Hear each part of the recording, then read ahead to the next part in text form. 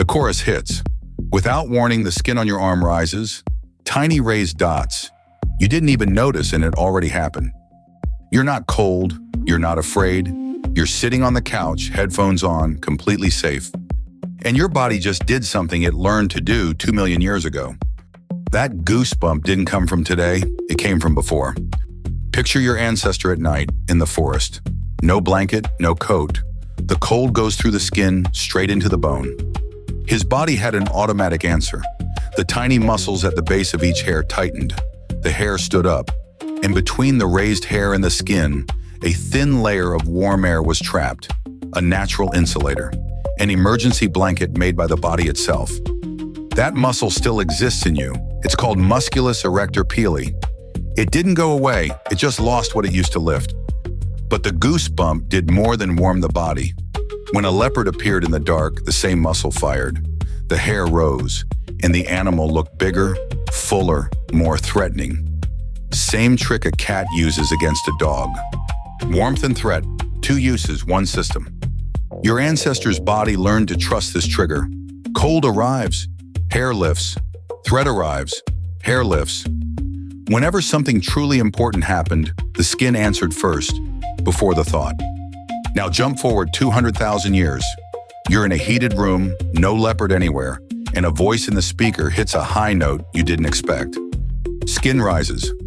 The brain pressed the same button. But why? Scientists call this frisson. It's the response to what they call a positive violation of expectation. The music builds a pattern. You learn that pattern without noticing. And when the pattern breaks in a way that still works better than you expected, the brain marks that moment as important. And the brain only has one old way to say important. It squeezes the same muscle your grandmother from the cave used to survive the night. That's why the goosebump hits at the right chorus. That's why it hits when the voice climbs. That's why it hits when the whole crowd sings together at a show. It's not the music itself. It's the brain recognizing a moment it decided is worth remembering and recycling a response 2 million years old to tell you so. There's one more layer. Researchers found that people who feel frisson more often have a stronger connection between the part of the brain that processes sound and the part that processes emotion. The more linked those 2 regions are, the more goosebumps. So your goosebump isn't a random reaction. It's a signal that your brain is paying attention with the whole body. And it does it on its own. You don't choose, you don't decide when. The muscle squeezes before the word arrives. You're listening to a song in 2026, but the system reacting is in cave mode. The night, the leopard, the cold. All of that is gone from your life. The muscle stayed. And now it activates when you open a window and the wind hits. When someone tells a good story.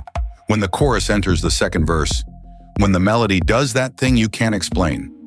The body is saying, pay attention, this matters. And you do, without knowing why. Your brain is older than you think.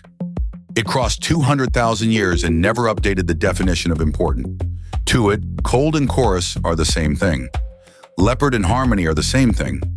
Next time the skin rises, remember, that goosebump is the sound of a very old body recognizing that something in the now is worth feeling all the way through. Nothing is wrong with you. You're just responding with the same tools that kept the tribe alive. Cave to couch. Your brain is older than you think.